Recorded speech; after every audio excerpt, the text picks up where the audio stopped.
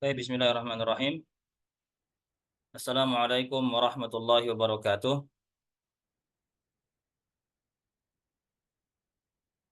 Alhamdulillahi rabbil alamin. Wabihi nasta'inu ala umuri dunia waddin. Wassalatu wassalamu ala ashrafil anbiya'i wal mursalin. Nabiyyina wa habibina Muhammad ibn Abdullah wa ala alihi wa sahbihi wa man sara ala nahjih. Wastanna bisunnatihi ila yaumiddin wa ba'd. Alhamdulillah, kita kembali dipertemukan oleh Allah Subhanahu wa taala di sore hari ini dalam rangka untuk mempelajari hadis-hadis Rasulullah SAW. Semoga Allah jadikan keberkahan pada pertemuan kita di sore hari ini dan dijadikan ilmu yang kita tuntut adalah ilmu yang bermanfaat untuk kehidupan kita dan kita amalkan dalam kehidupan kita sehari-hari. Amin ya rabbal alamin. Eh, Bapak dan Ibu sekalian, insya Allah pada pertemuan sore hari ini yang akan kita bahas adalah hadis yang ke-28 ya. Hadis yang ke-28 saja insya Allah kita bahas pada sore hari ini karena hadis yang ke-29 itu termasuk hadis yang cukup sangat panjang. Nanti akan kita sendirikan pembahasannya insya Allah ya pada pertemuan berikutnya. Syukur-syukur nanti kalau memang di pertemuan depan eh, ternyata bisa lebih cepat kita bahas hadis yang ke-29, bisa kita gabungkan dengan hadis yang ke-30 dan 31, yaitu lebih pendek hadis-hadisnya. Baik, Bapak Ibu sekalian, kita akan mulai hadis yang ke-28 ini ya, yang diberikan judul oleh muallif rahimahullahu taala at-ta'atu ya, at-ta'atu wal tizamu as-sunnati. At-ta'atu wal tizamu as-sunnah ya. At-ta'atu wal tizamu as-sunnah ya. Wal tizamu sunnah. Baik. Artinya taat dan berpegang teguh dengan sunnah. Baik. Mohon dibantu mungkin Pak Apri, silahkan tolong dibacakan hadis yang ke-28 ini Pak Apri, silahkan. Nah, Dulu. Bismillah, qala al-mu'allif rahimahullah ta'ala an Abi Najihin al-Irbad ya Ustaz. Al-Irbad. Ya, an Abi Najihin al-Irbad bin Sariyah radhiyallahu ta'ala anhu qala wa وأذن رسول الله صلى الله عليه وسلم موعظة وجلت منها القلوب وذرفت منها العيون فقلنا يا رسول الله كأنها موعظة مودع فأوصنا قال أوصيكم بتقوى الله عز وجل والسمع والطاعة وإن تأمر عليكم عبد فإنه من يعش منكم فسيرى اختلافا كثيرا فعليكم بسنتي وسنة الخلفاء الراشدين المهديين عضوا عليها بالنواجذ وإياكم ومحدثات الأمور فإن كل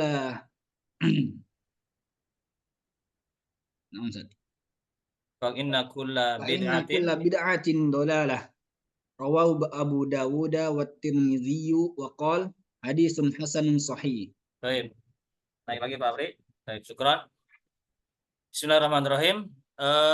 Hadis ini hadis yang berbicara tentang manhaj Ahlussunnati wal Jamaah ya. Berbicara tentang manhaj Ahlussunnah Ahlussunnah wal Jamaah ya. Hadis ini merupakan hadis yang sangat penting untuk diketahui dan dipahami serta diamalkan oleh setiap muslim karena berkaitan dengan keselamatan beragama seorang muslim. Hadis ini diriwayatkan oleh Imam Abu Dawud dan Imam At-Tirmidzi dalam sunan beliau berdua dari seorang sahabat yang bernama Abu Najihin, ya, Al-Irbad bin Sariyah. Al-Irbad bin Sariyah. Semoga Allah Subhanahu wa taala meridhoi beliau. Hadis ini termasuk hadis penyempurna, ya, penyempurna dari hadis atau untuk hadis yang ada yang ingat yang keberapa Bapak Ibu sekalian? Hadis yang berbicara tentang masalah amalan yang tidak diterima oleh Allah Subhanahu wa taala karena sebab tidak sesuai dengan petunjuk Rasulullah Shallallahu alaihi wasallam. Dalam hadis Arba'in Nawawi. Ada yang masih ingat hadis keberapa? Bapak Ibu sekalian? Hah?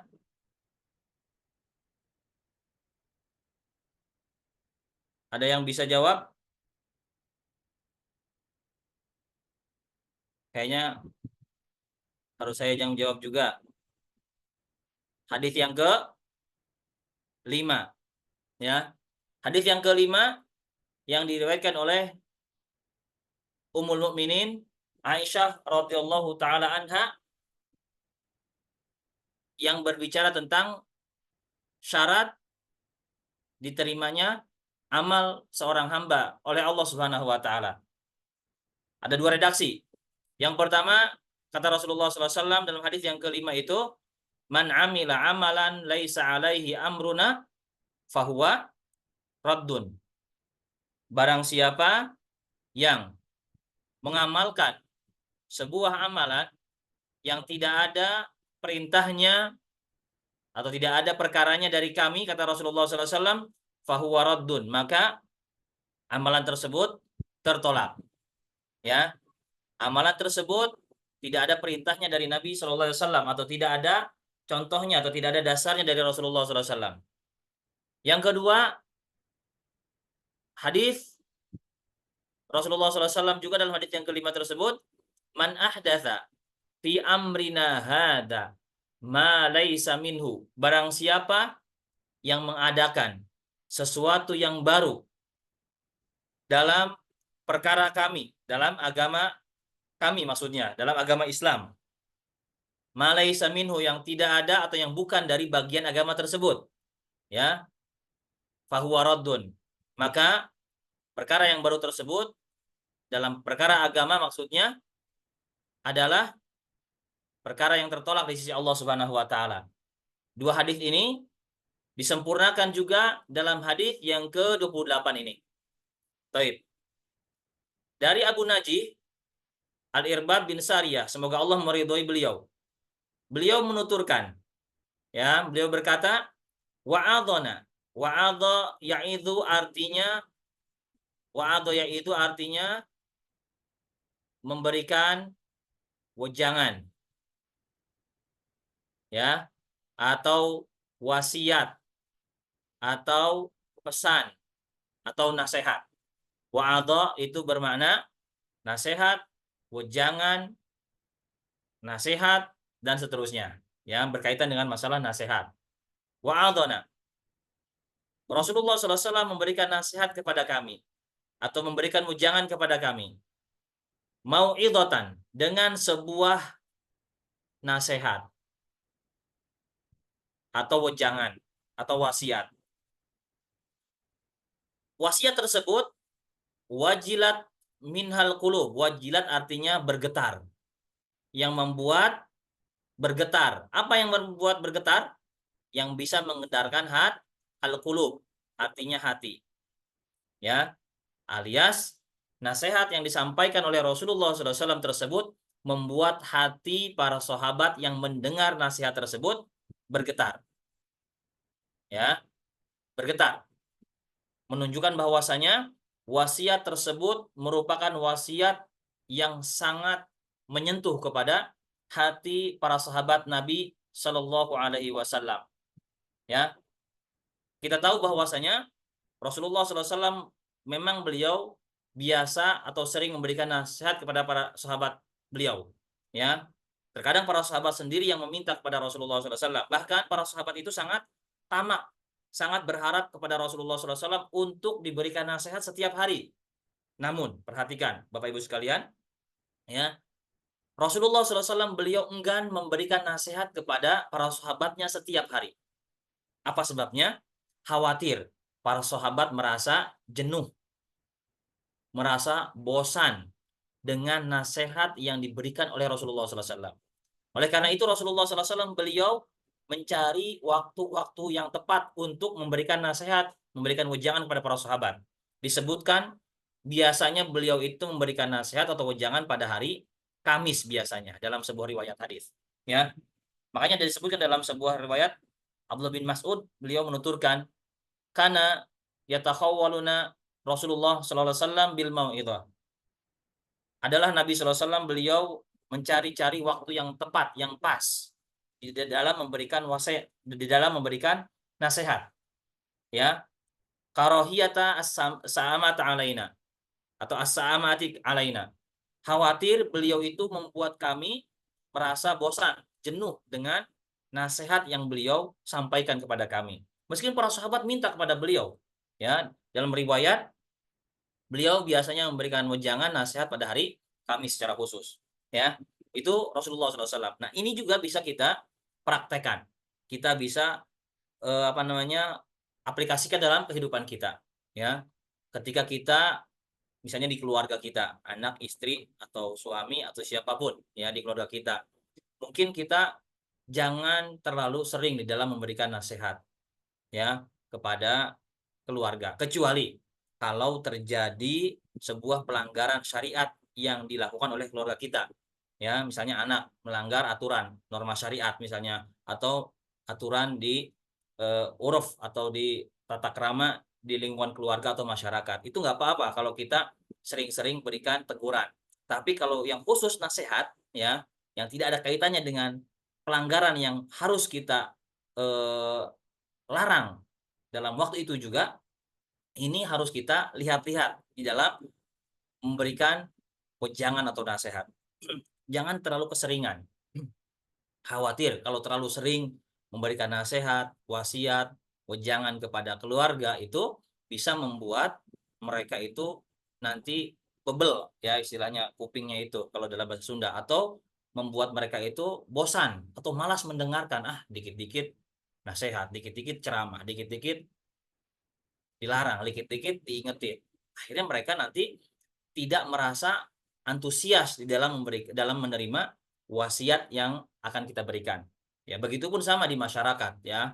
Di masyarakat kalau kita memiliki giroh yang kuat untuk atau ingin memberikan nasihat kepada masyarakat sekitar kita ya. Lihat kondisinya, lihat keadaannya ya. Jangan setiap saat kita ketemu orang nasehatin, nasehatin, nasehatin. Lama-lama mereka akan merasa antipati dengan kita. Bahkan mungkin sebelum kita mendekat dengan dia aja sudah menjauh duluan. Si ini nih pasti nih mau nasehatin, si ini nih pasti nih mau ceramah depan kita. Akhirnya mereka antipati dan enggan untuk menerima kebenaran yang akan kita berikan. Ya, ini pengajaran Rasulullah SAW kepada para sahabatnya. Kita tahu bagaimana para sahabat orang yang paling sangat semangat di dalam menerima kebaikan. Tapi Rasulullah SAW mereka atau beliau berusaha ya menghindarkan kebosanan dari jiwa para sahabat Nabi SAW. Ya, taib. Ini ya, taib. Nah, kita tahu Bapak Ibu sekalian bahwasanya ya nasihat yang disampaikan oleh seseorang bila nasihat tersebut terkumpul beberapa unsur di dalamnya akan sangat mengena kepada hati orang yang dinasehati. Ya, di antara sebab yang bisa menjadikan hati seseorang tersentuh ya adalah bagusnya cara penyampaian. Ini retorika atau bagusnya cara penyampaian oleh orang yang ingin memberikan wejangan atau nasihat. Selain tadi kita memperhatikan waktu, kita juga harus bisa mengemas dalam bahasa mungkin atau dalam retorika misalnya, atau gerak tubuh kita misalnya di dalam memberikan nasihat. Ini perlu diperhatikan, ya. Kalau ingin bisa mengena kepada hati orang yang ingin kita berikan nasihat kepadanya, ya. Yang kedua, yang berpengaruh kepada eh, seseorang di dalam memberikan nasihat adalah ini, ya, dari sisi orang yang menyampaikannya, ya. Dalam kurung keikhlasan orang yang menyampaikan nasihat, atau mungkin bisa dikatakan juga adalah sejauh mana orang tersebut mengaplikasikan apa yang dia nasihatkan, ya. Karena ini juga memberikan pengaruh kepada orang yang akan dinasehati, ya. Ketika orang yang dinasehati mengetahui bahwa orang yang memberikan nasihat ini, ya, adalah orang yang tidak mengamalkan atau tidak mengaplikasikan apa yang dia nasihatkan kepada orang lain, terkadang orang menganggapnya, dia aja nggak bisa ngamalin, ngapain nyuruh orang, seperti itu. Ya, makanya Muhammad bin Wasi pernah kedatangan seseorang yang mengeluh terhadap eh, perbuatannya di dalam memberikan nasihat. Ya, dia sudah berusaha menasehati orang-orang dengan setulus hati, ya, tapi orang-orang yang dinasehati itu ternyata belum bisa maksimal di dalam menerima nasihatnya tersebut. Kata Muhammad bin Wasi, ya, bisa jadi kelemahannya bukan ada pada orang yang dinasehati. Bisa jadi kelemahannya adalah ada pada orang yang memberikan nasihat tersebut. Kata beliau, fa inna dzikra idza waqa'a minal qalbi waqa'a 'alal qalbi. Ya, afwan. Fa inna dzikra idza kharaja minal qalbi waqa'a 'alal qalbi. Sesungguhnya sebuah nasihat itu kalau keluar dari hati yang tulus, ya, yang dia juga bisa mengamalkan apa yang dinasihatkan kepada orang lain, ya, maka akan bisa mengena kepada hati orang yang dinasihati. Contohnya mungkin ketika kita ambil analogi sebuah lampu, ya, lampu cahayanya redup, bisa jadi bukan karena memang kualitas lampunya yang tidak baik, bisa jadi karena mungkin kelistrikannya yang tidak baik, atau generatornya mungkin yang lemah, seperti itu, ya, generator listriknya yang lemah. Yang ketiga, sebuah nasihat akan bisa mengena disampaikan kepada audiens adalah faktor orang yang menerimanya, ya, yang menerima nasihat tersebut, ya. Ini juga penting.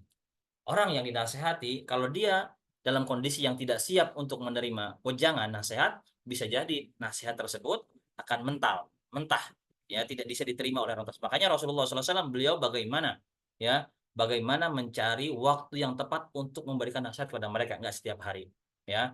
Namun seorang mukmin, ya, di antara sifat seorang mukmin, ya, mereka ketika diberikan nasihat, dibacakan kepada mereka ayat Al-Quran, ya, kapanpun itu akan bergetar hati mereka. Sebagaimana firman Allah Subhanahu wa taala, ya, di dalam Al-Quran, ya, Allah Subhanahu wa taala berfirman, innamal mu'minuna alladzina idza dzukirallahu wajilat qulubuhum. Sesungguhnya orang-orang yang beriman itu adalah orang-orang yang apabila diberikan kepada mereka apabila disebutkan nama Allah Subhanahu wa taala di hadapan mereka, wajilat qulubuhum, hati-hati mereka itu bergetar. Wa idza tuliyat alaihim ayatuhu zadathum imana. Dan apabila ayat-ayat Allah Subhanahu wa taala dibacakan kepada mereka, maka hal itu membuat mereka atau keimanan mereka bertambah, ya. Ketika dibacakan ayat-ayat Al-Qur'an kepada mereka, keimanan mereka bertambah, ya. Ini hakikat atau sifat seorang mukmin, ya, yang sejati. Ketika disebutkan nama Allah di hadapan mereka dan dibacakan ayat Al-Qur'an, ayat-ayat Allah Subhanahu wa taala, hati mereka bergetar dan keimanan mereka bertambah, ya. Tentunya yang bisa mengetahui hal ini adalah diri kita masing-masing. Bagaimana ketika kita diingatkan oleh ayat Al-Qur'an, disebutkan atas nama Allah Subhanahu wa taala, ancamannya, pahalanya, ya bagaimana hati kita, apakah kita antusias atau kita merasa ogah-ogahan, ya, atau bagaimana sikap kita terhadap ancaman Allah dan perintah Allah Subhanahu wa taala, kita sendiri yang bisa menilainya, ya. Taib. Bila hati kita dalam kondisi sakit, biasanya ketika dibacakan ayat Al-Qur'an tidak terpengaruh. Ya, dibacakan nasihat, ujangan, kita enggan untuk menerima. Ya, bahkan terkesan menolak nasihat tersebut. Taib, ya. Kita lanjutkan. Ini beberapa faktor yang akan berpengaruh kepada orang yang dinasehati, ya. Sekali lagi, metode cara penyampaian yang baik, kemudian yang kedua adalah bagaimana orang yang menyampaikan nasihat tersebut, ya, apakah dia sisi keikhlasannya bagaimana, ya, apakah bagaimana juga dia di dalam dari sisi bagaimana dia, sejauh mana dia mengaplikasikan apa yang dia nasihati kepada orang lain, ya, dan ketiga adalah faktor orang yang menerimanya, ya. Ini yang berikutnya, kata Al-Irbad bin Sariyah, ya, wa dzarafat minal uyun, nasihat tersebut membuat, wa dzarafat artinya berlinang, berlinang, berderai, ya, al-uyun, mata, membuat mata berlinang, ya. Kita bisa ambil faidah dari hadis ini bahwa tidak semua wejangan Nabi Shallallahu alaihi wasallam membuat para sahabat, ya, menangis. Buktinya apa? Disebutkan dalam hadis ini, nasihat yang beliau sampaikan saat itu membuat hati mereka bergetar dan membuat mata mereka menangis. Ya, para ulama mengambil kesimpulan bahwa tidak semua wejangan yang disampaikan Nabi Muhammad SAW pada para sahabatnya membuat mereka bergetar hatinya dan menangis. Padahal kita tahu bagaimana Rasulullah SAW, ya, sosok yang paling ikhlas dalam menyampaikan nasihat. Sosok orang yang paling terdepan di dalam mengaplikasikan apa yang beliau ajarkan, apa yang beliau nasihatkan. Ya, tapi tidak semua nasihat beliau membuat para sahabat itu bergetar hatinya dan menangis. Semuanya kembali kepada faktor atau kondisi, ya, tertentu. Ini, ya. Baik. Fakulna, maka kami pun berkata kepada Rasulullah SAW, ya Rasulullah, wahai Rasulullah, ka'annaha mau'idatu muwaddi'. Ya, ka'annaha, seolah-olah, ya, haknya ini kembali kepada mau'idah. Artinya nasihat, ya. Ya Rasulullah, ka'annaha mau'idatu muwaddi'. Seolah-olah nasihat ini merupakan nasihat orang yang akan berpisah. Muwaddi artinya orang yang akan berpisah. Ya, tentunya biasanya nasihat orang yang disampaikan oleh orang yang ingin berpisah atau meninggalkan orang lain, ya, biasanya itu akan mengandung sesuatu yang bisa membuat bersedih, ya, bisa membuat orang yang dinasihati bersedih. Pesan yang ditinggalkan oleh orang tersebut merupakan pesan yang sangat menyedihkan, ya. Nah, sehingga oleh para sahabat seolah-olah nasihat yang beliau sampaikan pada saat itu adalah pesan perpisahan beliau dengan para sahabatnya. Lalu para sahabat meminta kepada Rasulullah SAW, fa'ausina, ya, nasihatilah, ya, kami, wahai Rasulullah. Fa'ausina, berilah wasiat kepada kami, atau berikanlah nasihat kepada kami, sama, ya. Qala, Rasulullah SAW beliau bersabda, usikum, ya, usikum, aku wasiatkan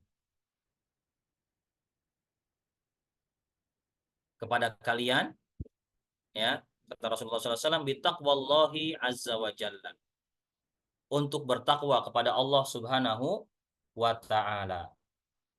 Ini pesan pertama Rasulullah SAW. Kita tahu, ya, pesan takwa ini merupakan pesan yang sering disampaikan oleh beliau Rasulullah SAW kepada para sahabatnya.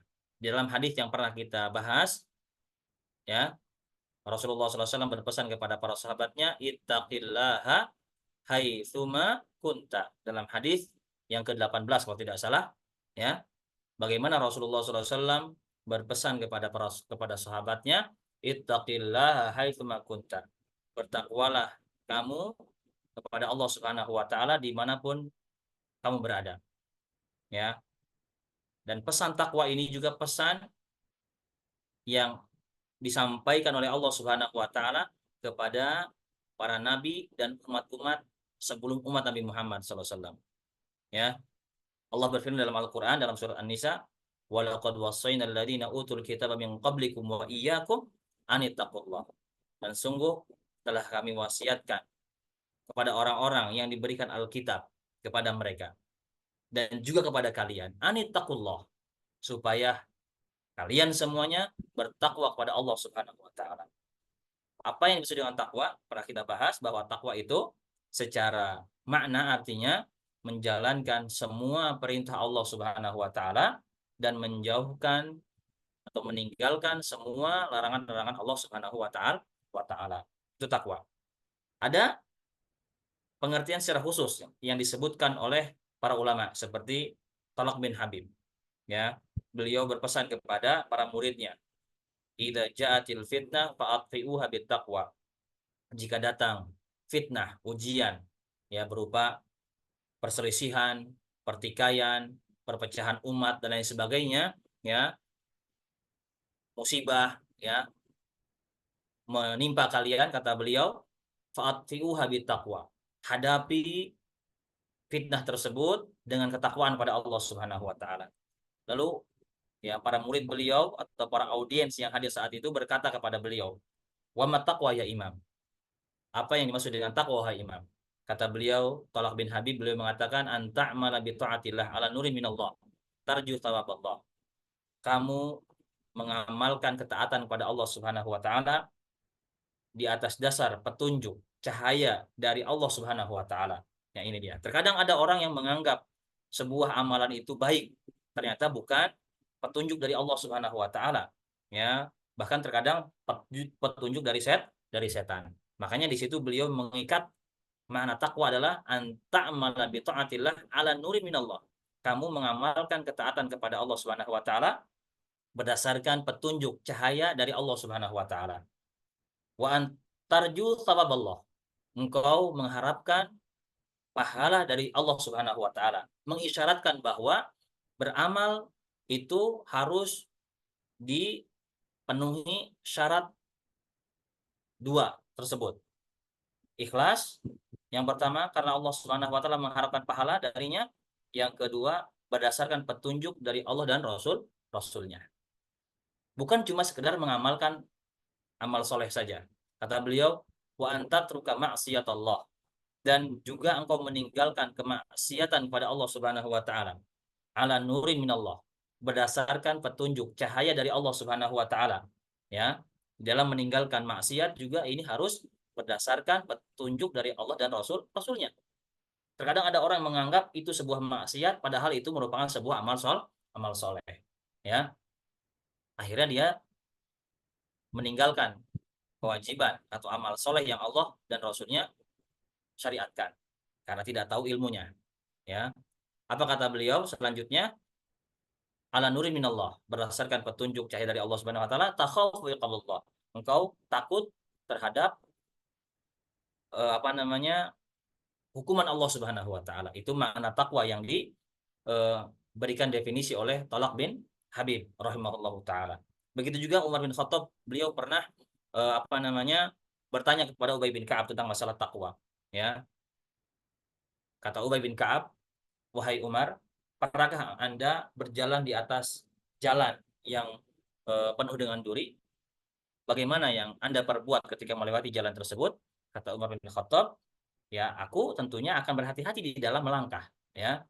Akan berhati-hati di dalam melangkah, tidak sembarangan dia melangkah, akan memusatkan pandangannya kepada jalan tersebut. Jangan sampai kakinya menginjak duri." Maka kata Ubay bin Ka'ab, "Nah, begitulah, ya, begitulah takwa," kata beliau, ya. Analoginya, ya, orang yang bertakwa itu seperti orang yang sangat menjaga kebersihan pakaiannya, ya, baju ataupun celana, ya, baju atau celana, ya.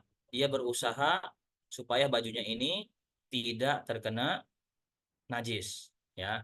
Orang yang bertakwa itu ketika sedikit terkena najis, dia pasti akan segera membersihkan kotoran tersebut yang menempel di pakaiannya, ya.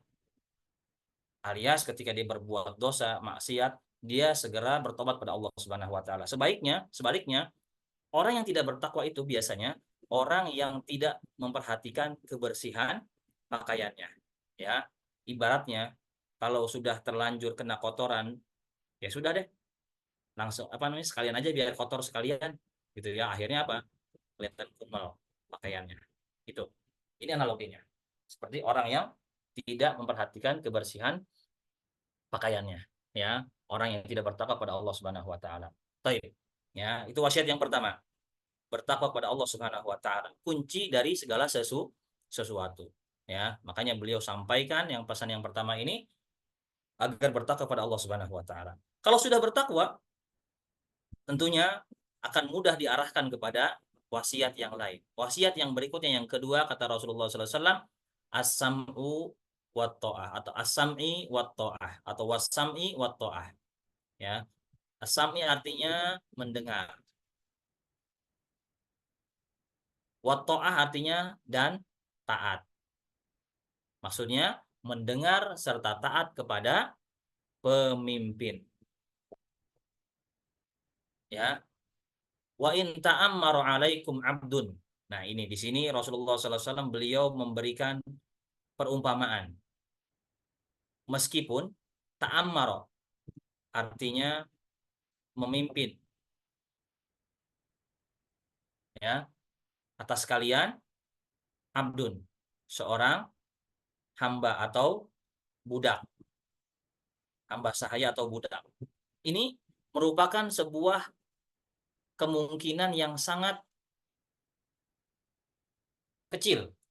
Ada seorang budak yang akan menjadi pemimpin bagi orang-orang yang merdeka. Kemungkinan yang sangat kecil. Tapi bila hal ini terjadi, ya, dipesankan oleh Rasulullah SAW, hendaknya kalian mendengar dan taat kepada pemimpin tersebut, meskipun yang menjadi pemimpin kalian adalah seorang budak atau hamba sahaya. Menunjukkan bahwasanya sangat pentingnya di dalam Islam perkara mendengar dan taat kepada seorang pemimpin, meskipun pemimpin tersebut tidak layak untuk menjadi pemimpin. Ya, banyak dalil dalam Al-Qur'an atau banyak dalil dari Al-Qur'an dan hadis yang berbicara tentang kewajiban bagi setiap mukmin muslim untuk mendengar dan taat kepada pemimpin mereka.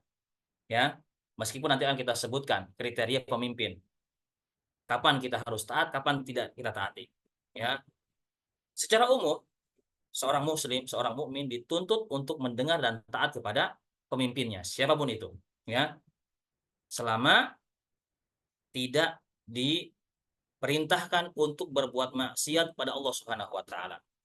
Ya, dalam Al-Qur'an, ya ayyuhalladzina amanu atiiullaha wa atiiur rasul wa ulil amri minkum. Wahai orang-orang yang beriman, taatilah Allah, taatilah Rasul dan taatilah para pemimpin kalian. Di dalam mentaati para pemimpin dikaitkan dengan ketaatan kepada Allah dan Rasul-Nya. Kalau pemimpin tersebut memerintahkan kepada berbuat maksiat pada Allah Subhanahu wa taala, maka tidak boleh untuk mentaati pemimpin tersebut. Ya. Dalam sebuah hadis Rasulullah SAW beliau bersabda, la ta'ata li makhluqin fi ma'siyatil khaliq. Tidak boleh mentaati seorang makhluk, ya. Dalam hal ini diantaranya adalah pemimpin, fi ma'siyatil khaliq, dalam rangka memaksiati Allah Subhanahu wa taala. Ya. Meskipun yang menjadi pemimpin tersebut adalah seorang budak yang tidak layak. Ya, tidak layak untuk menjadi pemimpin bagi orang-orang yang merdeka. Atau pemimpin tersebut misalnya juga adalah seorang yang zalim sekalipun. Zalim. Dalam sebuah hadis Rasulullah SAW, alal mar'il muslim as-sam'i wa alal mar'il muslim as-sam'u wa ta'ah. Wajib atas setiap mukmin untuk mendengar dan taat fima ahabba wa kariha, kepada pemimpinnya terhadap perkara yang dia senangi maupun yang tidak dia senangi. Ya. Dalam hadis yang lain, pernah Rasulullah SAW beliau memberikan ujangan kepada para sahabatnya. ya. Nanti akan ada para pemimpin, ya, yang akan menjadi pemimpin di tengah-tengah kalian, kata Rasulullah SAW secara makna, ya. Beliau mengatakan hati mereka itu seperti hatinya iblis, ya. Mereka berbuat zalim kepada rakyat mereka. Akhirnya ada seorang sahabat yang bertanya, wahai Rasulullah, apa yang Anda bosankan kepada kami kepada aku kalau aku mendapati hal tersebut? Kata Rasulullah SAW, dengarkan dan taati pemimpin tersebut. Ya, wa in daraba dhahrak, meskipun pemimpin tersebut memukul punggungmu, alias berbuat zalim kepadamu. Wa akhadha malak, meskipun pemimpin tersebut merampas hartamu.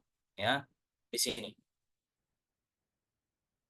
Ahlussunnah wal Jamaah memandang perkara mendengar dan taat kepada pemimpin itu merupakan perkara yang pokok, ya, perkara yang pokok yang dipesankan oleh para ulama Ahlussunnah wal Jamaah. Mendengar dan taat kepada pemimpin itu merupakan perkara pokok dalam masalah agama. Makanya para ulama membahas bab khusus dalam masalah ketaatan kepada para pemimpin.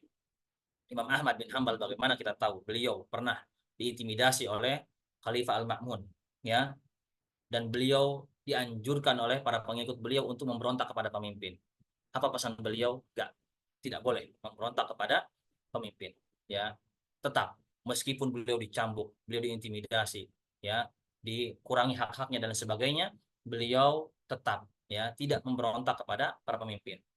Kemudian juga bagaimana, ya, Anas bin Malik datangi oleh eh, orang-orang dari belahan negeri kaum muslimin, ya, yang mengeluhkan tentang kekejaman Hajjaj bin Yusuf yang telah banyak membunuh para sahabat Nabi sallallahu alaihi wasallam. Di antaranya, ya, beliau tidak menganjurkan untuk memberontak kepada khalifah yang sah, Hajjaj bin Yusuf, ya, di bawah kekhalifahan yang sah saat itu, ya. Untuk apa tujuannya? Untuk menjaga kehormatan darah kaum muslimin tentunya, ya. Ketika terjadi sebuah huru-hara, ya, akibat dari pemberontakan yang dilakukan oleh kaum muslimin, yang akan mendapatkan dampaknya adalah kaum muslimin itu sendiri, ya. Ketika terjadi apa namanya pemberontakan, kudeta, demonstrasi dan lain sebagainya, biasanya, ya, yang akan menjadi korban adalah kaum muslimin itu sendiri, ya. Bisa kita saksikan bagaimana di negeri kita pun pernah terjadi hal ini, ya. Yang menjadi korban adalah bukan orang lain, kita juga, ya, dan lain sebagainya. Taib itu.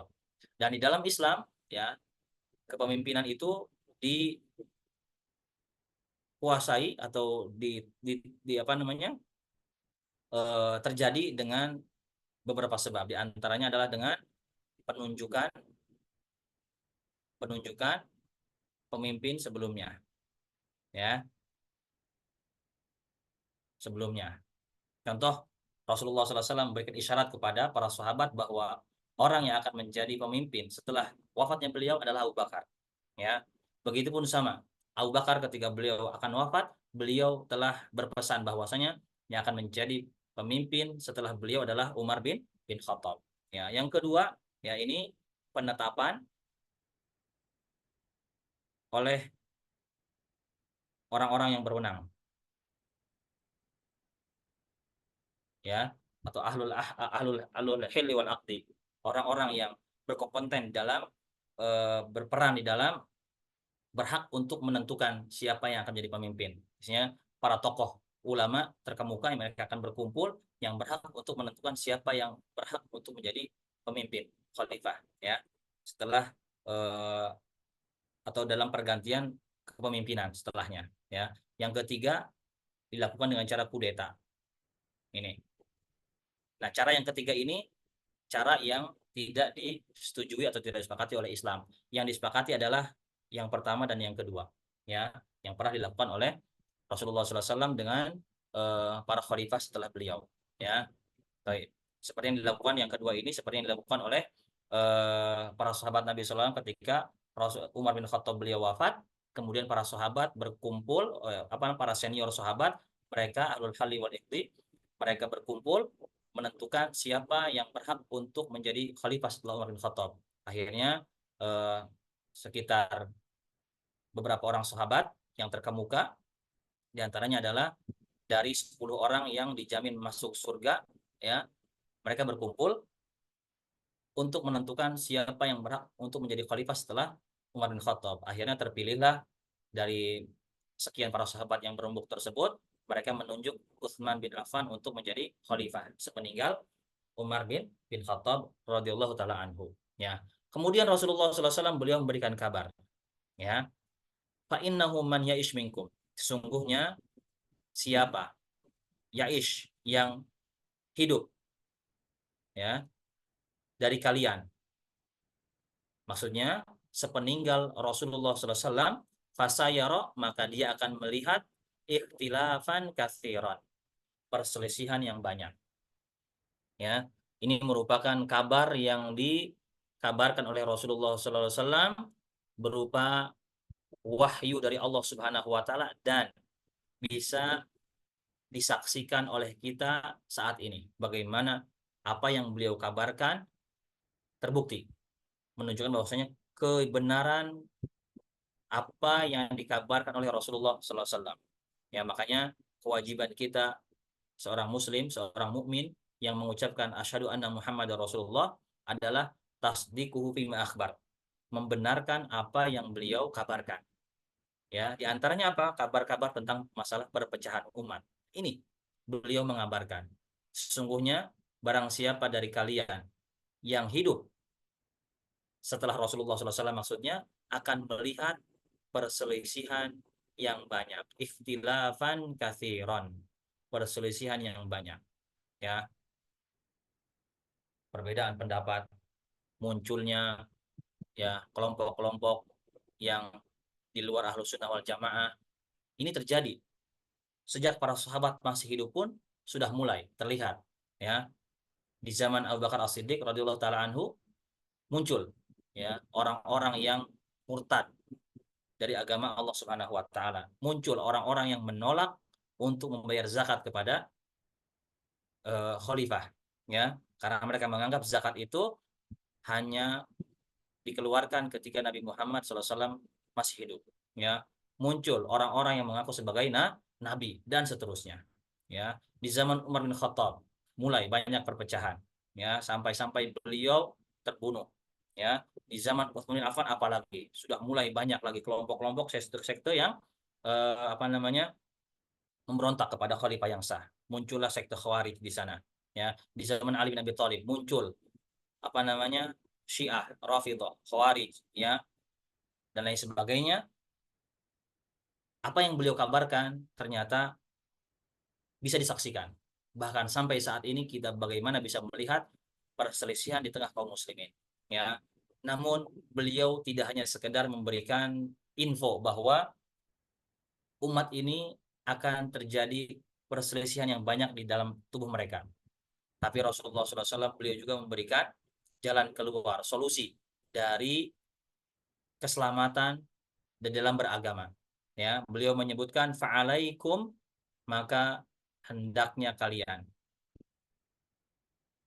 ya, bisunnati, berpegang teguh dengan sunnahku, ya, wasunnati khulafair rasyidin, dan berpegang teguh dengan sunnahnya para khulafa ar-rasyidin. Ya, para khulafa ar-rasyidin disebutkan oleh para ulama kita ada khalifah yang empat, Abu Bakar, Umar, Utsman dan Ali.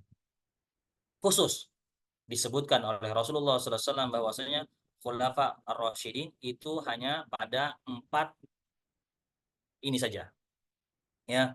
Rasulullah SAW boleh menyebutkan khulafa ar-rasyidin di dalam sebuah hadis, ya, khilafatun nubuwah salasuna sanah, kekhalifahan setelah Nabi SAW itu akan terjadi berlangsung selama 40 30 tahun lamanya, ya. 30 tahun lamanya, ya.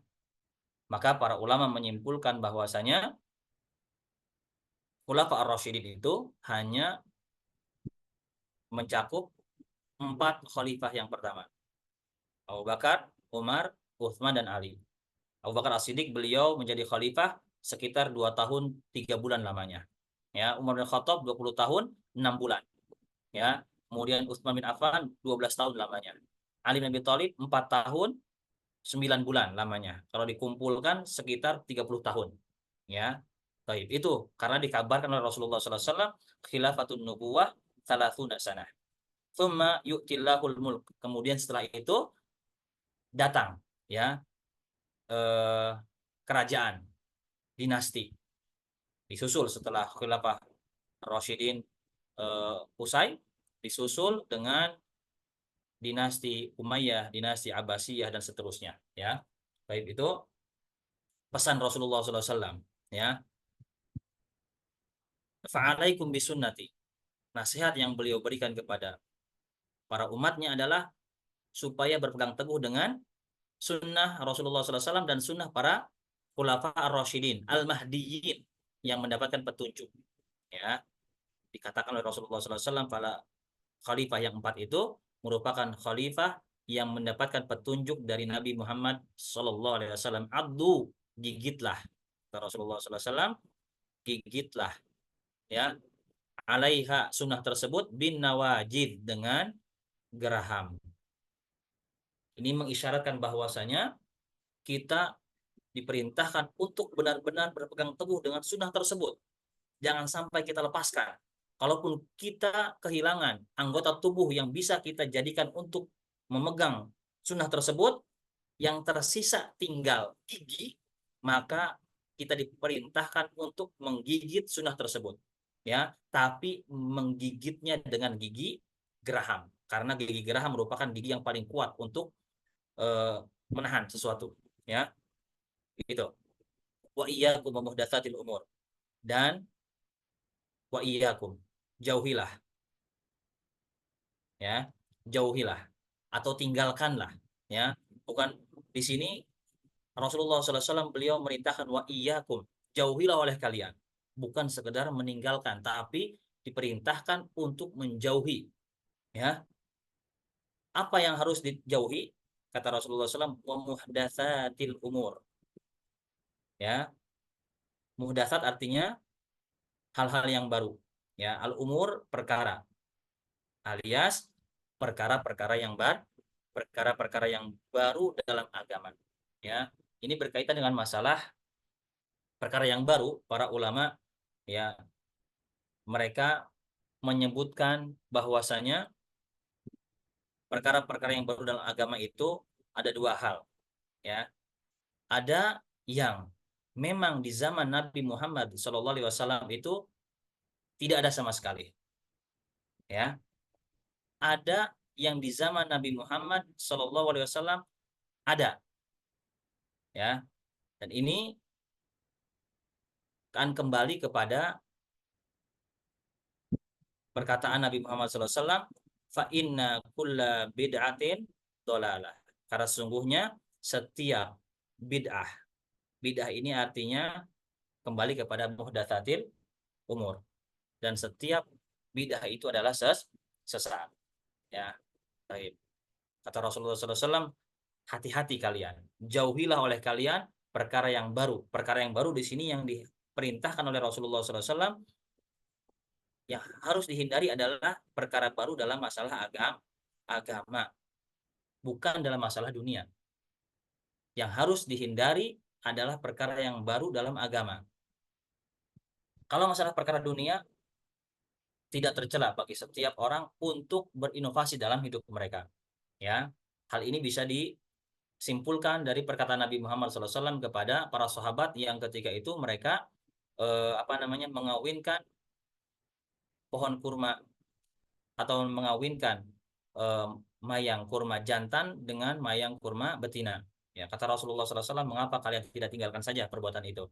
Kata para sahabat mengira perkataan Nabi itu merupakan wahyu dari Allah Subhanahu Wa Taala. Ternyata para sahabat meninggalkan arahan dari Nabi Muhammad SAW. Disangkanya itu merupakan wahyu dari Allah. Ya, ketika mereka tinggalkan ternyata hasil panen mereka tidak begitu bagus, tidak begitu baik, alias gagal panen. Ya, akhirnya para sahabat mengeluh pada Rasulullah SAW. Apa kata Rasulullah SAW? Antum a'lamu bi umuri dunyakum. Kalian lebih tahu tentang urusan agama kalian. Ya, jadi di sini Yang tercela adalah yang harus dihindari adalah perkara baru dalam masalah agama, ya, yang tidak ada dasarnya sama sekali dari Rasulullah SAW, ya, atau ada dasarnya dari Nabi Muhammad SAW, namun tidak boleh dimodifikasi, baik dengan cara ditambah maupun dikurang, ya, itu, ya. Fa inna kulla bid'atin dhalalah, karena setiap bid'ah itu sesat, ya. Para ulama memberikan definisi apa yang maksud dengan bid'ah, ya. Para ulama memberikan definisi bid'ah itu kepada dua, secara bahasa dan secara istilah, ya. Kalau kita pahami pengertian bid'ah dari dua sisi ini, kita tidak akan bingung, tidak akan salah kaprah di dalam memahami masalah bid'ah, ya. Bid'ah secara bahasa itu disebutkan oleh para ulama ibtida'u syai', permulaan sesuatu, wasun'ihi, dan apa namanya, pembentukan sesuatu yang baru tersebut. La'an mithalin sabik, yang tidak ada contoh sebelumnya, alias perkara baru yang belum pernah ada contohnya sebelumnya sama sekali, ya, alias inovasi sesuatu yang belum pernah ada. Ini secara bahasa. Sebagaimana firman Allah Subhanahu wa taala, badi'us samawati wal ardh. Dialah Allah Subhanahu wa taala yang mengadakan langit dan bumi. Sebelumnya langit itu nggak pernah ada sama sekali, ya. Itu secara bahasa. Adapun secara istilah, para ulama berbeda-beda di dalam mendefinisikan istilah bid'ah secara istilah. Di antaranya, ya, disebutkan istilah bid'ah dalam istilah syar'i, dalam istilah syariat, ya, ma'ahdatsa fiddin atau ma'uhditsa fiddin, sesuatu yang diada-adakan dalam agama, ala khilafi ma kana alaihi Nabi sallallahu alaihi wasallam, yang bertentangan dengan yang pernah dicontohkan atau pernah ditempuh oleh Nabi sallallahu alaihi wasallam, juga oleh para sahabatnya, baik berupa keyakinan maupun amalan. Ini definisi pertama, ya. Segala sesuatu yang baru diadakan di dalam agama yang bertentangan dengan yang pernah ditempuh oleh Nabi Muhammad sallallahu alaihi wasallam dan para sahabatnya, baik berupa keyakinan maupun perbuatan. Al-Imam Asy-Syatibi, beliau memberikan definisi bid'ah, ya. Bid'ah itu, kata beliau, ibaratun an thariqatin fiddin, sebuah ungkapan atau ibarat cara dalam agama mukhtara'ah, yang diada-adakan, tudohi syar'iyyah atau tudohi asyar'iyyah, yang menyerupai syariat. Tujuannya dilakukan tersebut adalah untuk mendapatkan kebaikan dalam agama, ya, atau ingin berlebih-lebihan di dalam beribadah kepada Allah Subhanahu wa taala. Ini bid'ah secara istilah. Maka yang tercela adalah bid'ah secara istilah. Adapun bid'ah secara bahasa itu tidak tercela. Contoh seperti pengumpulan Al-Qur'an, ya, pengumpulan Al-Qur'an, sekolah, ya, ilmu nahwu, ilmu usul fikih. Itu bid'ah, betul bid'ah, tapi secara bahasa yang para ulama tidak mencela hal itu. Justru ini banyak kebaikannya. Yang tercela adalah sesuatu yang tidak ada contohnya sama sekali di dalam agama, ya, yang diadakan, ya. Tujuannya adalah apa? Untuk berlebihan di dalam beragama kepada Allah Subhanahu wa taala, beribadah kepada Allah Subhanahu wa taala, ya. Taib. Terkadang ada orang yang beranggapan dahulu para sahabat mereka melakukan sebuah amalan yang Nabi Muhammad SAW tidak pernah mencontohkan sama sekali, ya. Baik, ya, contohnya mereka berikan contoh, ada seorang sahabat yang menjadi imam untuk sebuah kaum. Setiap sholat, setiap rakaat dia membaca surat Al-Ikhlas, ya. Akhirnya hal ini membuat makmum yang bermakmum kepada orang tersebut, pada imam tersebut, merasa risih, ya, mengusulkan supaya dia itu tidak selalu membaca surat Al-Ikhlas dalam setiap rakaat salatnya, ya. Padahal imam ini merupakan imam yang sangat dicintai oleh mereka, sangat disukai oleh mereka. Akhirnya dipanggil oleh Rasulullah SAW, apa yang membuat kamu melakukan hal itu?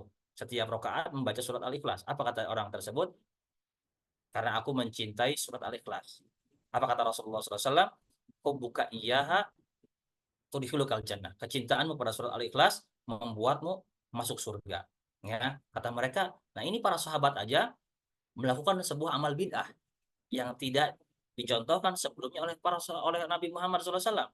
Ya, kita ingat bahwasanya di zaman tersebut zaman masih ditetapkannya syariat, masih turun wahyu. Karena Nabi Muhammad SAW masih hidup, ya. Begitupun sama ketika para sahabat yang mendatangi sebuah perkampungan, kemudian minta dijamu namun ditolak, kemudian ada pemimpin kaum tersebut terkena sengatan hewan berbisa, kemudian diruqyah dengan bacaan Al-Fatihah, ya. Kemudian mereka diberikan hadiah, ya, dengan beberapa ekor kambing. Ya, kata kata para sahabat, jangan dulu dibagikan, kita lapor dulu kepada Rasulullah SAW. Ya, kemudian ketika sampai pada Rasulullah SAW disebutkan kisah tersebut, kata Rasulullah SAW, beliau berkata, wa ma yudrika anna ruqyah, dari mana kamu tahu bahwa Al-Fatihah merupakan bagian dari ruqyah, jampi-jampi, ya. Nah, berarti kata mereka, para sahabat melakukan amal bidah. Ya, kita sekali lagi, di zaman tersebut Nabi Muhammad masih hidup dan wahyu masih turun. Yang ini disebut dengan sunnah takririyah, penetapan Rasulullah SAW. Ya, tidak semua yang dilakukan oleh para sahabat diterima atau disepakati oleh Rasulullah SAW. Ada yang disepakati, ada yang tidak. Contoh amal perbuatan yang tidak disepakati oleh Rasulullah SAW, ya, yang dilakukan oleh seorang sahabat, ya, yang tidak dicontohkan sebelumnya oleh Rasulullah SAW, namun oleh Rasulullah SAW tidak ditetapkan. Contoh dalam bacaan doa sebelum tidur, ya, Rasulullah SAW mengajarkan kepada para sahabatnya, ya, bila engkau ingin tidur berbaring, bacakanlah doa atau ucapkanlah ucapan Allahumma ini aslamtu nafsi ilaik wajhtu wajhi ilaik dan seterusnya. Di akhir dari hadis tersebut, dari doa yang beliau ajarkan kepada para sahabat, wa nabiyyikal ladzi arsalta, dan kepada nabimu yang engkau utus. Akhirnya ada seorang sahabat berkata, bagaimana wahai Rasulullah kalau aku ganti dengan wa rasulikal ladzi arsalta? Kata Rasulullah SAW, jangan, ya. Ini tidak disepakati oleh Rasulullah SAW. Apalagi kalau amal perbuatan tersebut dilakukan sepeninggal Rasulullah SAW. Meskipun amal tersebut sudah ada contohnya sebelumnya, tapi dimodifikasi, ditambah atau dikurang. Ya, ini pernah diingkari oleh Abdullah bin Mas'ud, ya, oleh Abdullah bin Mas'ud ketika Abu Musa al-Asy'ari masuk Masjid Nabawi, mendapati ada orang-orang berkumpul, ya, membuat halaqah, kemudian dipimpin oleh seorang imam, di tangan mereka itu ada kerikil-kerikil yang mereka gunakan untuk bertasbih, bertakbir, bertahmid dan seterusnya, ya. Akhirnya Abu Musa al-Asy'ari melaporkan kepada Abdullah bin Mas'ud perbuatan tersebut, ya. Kemudian ketika disampiri oleh Abdullah bin Mas'ud, ya, Abdullah bin Mas'ud mengingatkan mereka, sungguh sangat cepatnya kebinasaan kalian, ya. Kata Abdullah bin Mas'ud, dia bertanya, apa namanya, eh, apa yang kalian lakukan, ya. Kata si pemimpinnya tersebut, ini adalah kerikil-kerikil yang kami gunakan untuk bertakbir, ya. Pemimpin tersebut memerintahkan kepada kelompok halaqah tersebut, silahkan bertasbih 100 kali, bertakbir 100 kali, seperti itu, ya. Abdullah bin Mas'ud beliau mengingkari, ya. Abdullah bin Mas'ud mengingkari perbuatan mereka, padahal zikir itu ada contohnya dari Nabi Muhammad SAW. Namun ketika tata caranya ada perubahan, modifikasi, ya, hal itu menjadi sebuah perkara yang diingkari, ya, termasuk oleh para sahabat Nabi Muhammad SAW. Baik, ini masalah perkara bid'ah. Makanya Rasulullah SAW beliau mengatakan, fa inna kulla bid'atin dhalalah. Maka setiap bid'ah itu sesat, kata Rasulullah SAW. Maksud kata para ulama, bid'ah yang sesat itu adalah bid'ah dalam pengertian syar'i, istilah syar'i, ya, bukan pengertian secara bahasa. Kalau secara bahasa itu bukan bid'ah yang tercela, ya. Baik, ini yang bisa dibahas pada kesempatan sore hari ini. Mudah-mudahan bisa bermanfaat. Sebelum diakhiri, ada yang ingin ditanyakan yang kurang jelas? Ada pertanyaan, Bapak Ibu sekalian? Cukup, insya Allah. Mudah-mudahan bisa dipahami ya. Kalau tidak ada pertanyaan kita cukupkan. Subhanakallahumma bihamdika asyhadu an la ilaha illa anta astaghfiruka wa atubu ilaik. Assalamualaikum warahmatullahi wabarakatuh. Waalaikumsalam warahmatullahi wabarakatuh.